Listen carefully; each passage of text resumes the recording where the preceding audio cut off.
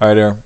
I'm working on my websites. I've changed my goldprediction.com into a site where you can now access Google News and at the same time see how much your little stash or big stash of gold and silver is worth. You can enter the weight in ounces or in kilos or in grams, I mean. And then it updates it because it goes to the COMEX site, it grabs the prices and it calculates how much your amount of metal is worth.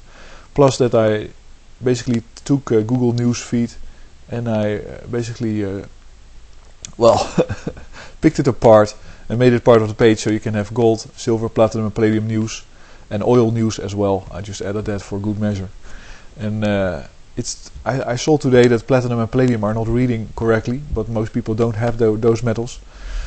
Palladium should become more interesting because now there's a type of flexible glass which is stronger than steel, developed by integrating palladium into glass, metallic glasses, which is very interesting. Of course, you get all kinds of, if you have the robots of the future, they might have a harness or an outside protective layer of completely transparent, stronger than steel glass, not plexiglass, but silicon glass. Complete silicon entities with a little bit of palladium. I've also worked on the @democracy.com, @democracy with double D, site, which was intended to be a planning tool a long time ago, where you basically have states and you move from state to state and you try to update. It sounds very complicated, so I changed it. It now is simply a tool to basically do statistics on recommendations that people give. So what should happen? That's basically the question. What should happen next? That's the question the site now asks. And if you type something in, a suggestion, well, we should all go to the moon and eat cheese, then you can enter that. You're adopting that recommendation. Anybody else that sees the recommendation and likes it can adopt it as well. And you can see the percentage of users that has adopted your recommendation and adopted other recommendations. And in the end, of course, the most important recommendations, and on the top you have a maximum of 10 recommendations you can adopt at one time, so also the maximum that you can create. And if everybody has that, everybody uses the site simply to say, well, I think this is a good recommendation for the future, this is a good recommendation, then you get a democratic process of prioritizing all recommendations. You know, even if there's a small group, if the group is larger than one, a recommendation can be alive, stay alive, it can be reintroduced. It's also interesting aspect about the site is that it becomes independent of you, so it's just like a meme. If I say we should all wear wear square pants, I'm not sure what square pants mean, but then and I don't like it anymore, so I abandon the recommendation. But somebody else in the meantime has adopted it, then it will still exist. So it's in that sense also anonymous. You can, it's a completely anonymous site anyway at the moment. One change I want to make to it, one improvement, is that I will allow people to generate a question for which they then ask recommendations, and they can have a code so that they restrict the users that can actually enter recommendations in response to that question, which makes it possible for people to say, well, next week we're going to go on a holiday, where are we going to go?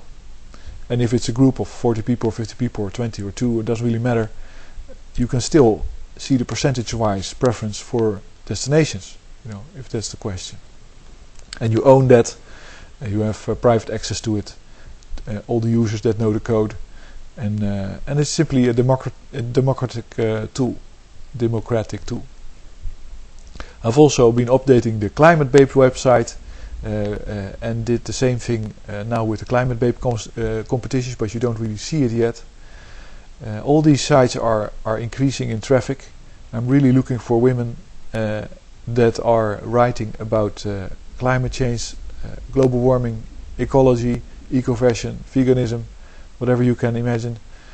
It doesn't really, you don't have to be a good writer, it doesn't have to be a long piece, but it's very interesting to have your image, your picture so that it motivates other people. I had the CEO of 350.org in Australia, and I have other contacts at the moment that I'm working on, just to make the site grow and grow and grow. I want to have all all women that want to motivate other people to do something about climate change by being beautiful and attractive and smart on my site, on my Climate Babe site. I've also updated the Let's Start site, but that's not a very impressive update. I simply added more news and stuff like that. And let'sstart.com. I also offer LED signs for sale now. If you want to have one, they're usually about, I guess, $100 or something like that. Make any design. If you can draw it with a marker pen in freestyle writing, I can make it. If you do it in a dot matrix type of style, I can make it. And I'm interested in that because it both gives me experience and income, which I need, like everybody else. You can simply send me a message if you like it, and we'll just make a deal. You have to prepay because I have to order the materials, and I can just send it to you over the mail. I might even build a site, we've actually begun to doing that, where you can draw your own LED sign online and then get it sent to you. But I'm doing way too much in that respect, so I'm not going to prioritize that. I guess the next website that I have to do some procedures on is the barter share site. It becomes more and more apparent to me that there's a real need for people to be able to create local currencies in order to avoid the national ones or the global ones, and not only in the US but everywhere around the world where the devaluation of the dollar has a devastating effect apparently. And that's my theory, is that it is the intention of the US to change the oil distribution system, the dollar-based oil distribution system, so that only the US can afford the oil. And for that purpose, so it's not about the debt for China, because the US can always compensate China in terms of dollars to access the US-dominated oil reserves that can only be bought in dollars. And it has done that. Basically, my view is that the US has made a deal with China in the past to say, well, listen, you're going to produce, you're going to manufacture, you're going to grow, and we're going to provide you with the dollars because you're going to lend them from us, or lend them to us, between brackets, because it's all a bunch of hogwash, it's all fiat currency. And that's going to be a deal, otherwise you don't get any access to oil. Simple. So you're either going to produce and have access to oil, or you're not going to have access to oil. You don't have the military power yet to force us to have the oil. Now, big surprise, China has developed military power and it now has its own voice in terms of oil access. But that wasn't the case when China started to grow. So at that time there was simply a deal made, I think. It's not, Maloney also says, well, it's restrictions, the government had needed more money, that's why we went off the gold standard. I don't think that's true. I think it's only because gold standard limits the use of oil, and there's a limited amount of gold, so if you have paid for all the with all the gold that you've got, and there's a big mountain of gold in the Middle East or wherever the oil is, you're done. And that can't happen. You can't grow if you have a restriction. Basically, the whole idea is that your environment, your financial environment, has to have the same properties as the natural environment, which is that it can grow out of proportion based on whatever energy is available, and it will. So right now we have a challenge because our natural energy environment, which could grow with us all the time, is no longer capable of doing that.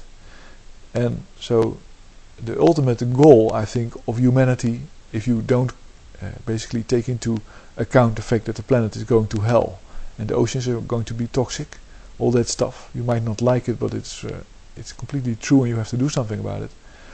But then you have to create an energy environment that is as organic as the human environment, as the natural environment. that regenerates, that doesn't need to be fed, that doesn't consume, which is renewable energy. I got one last thing. It's a long video. I'm sorry about that, but I got a friendship invite of Mr. Internet Lawsuit 2, and he was talking about protecting people on the internet against harassment, and that there should be a law or some rules or regulation for that. I completely disagree. If people have time to harass you on the internet, that's a luxury. And if you cannot stand the harassment, then don't go on the internet. Change your name, go somewhere else. You have to have a little bit thick skin in the world, but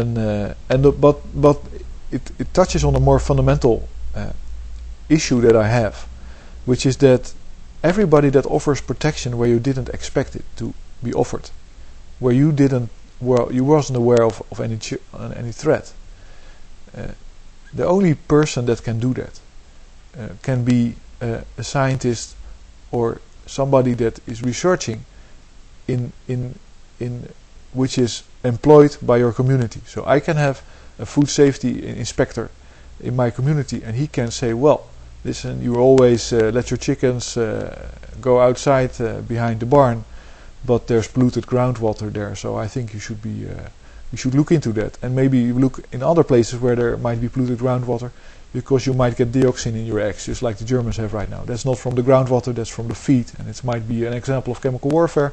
It's a completely different story.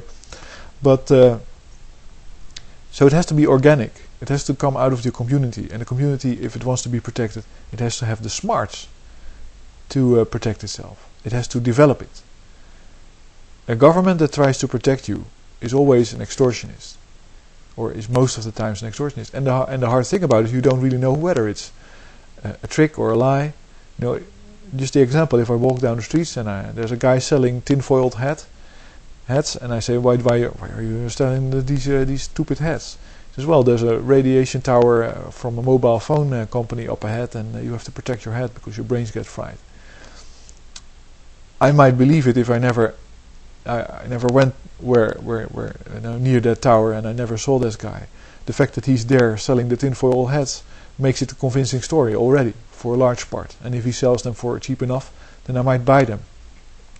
Now imagine that the government, this guy goes to the government, and the government is just sitting in the chair being lazy, because the only thing they really need to do is to maintain and uphold the law and the rule of law. But this guy is a friend of one of these guys in the government. He says, well, this is a real danger. And there's trust. He's believed. And the government comes and says, well, we're going to distribute tin-foiled hats to people in the municipality around the mobile phone tower, and they're going to be $3,000 a piece. And it's going to be out of your taxes, of course, because you want to be protected. All because there's somebody that wants to tell you that there's a threat. Doesn't mean it is there.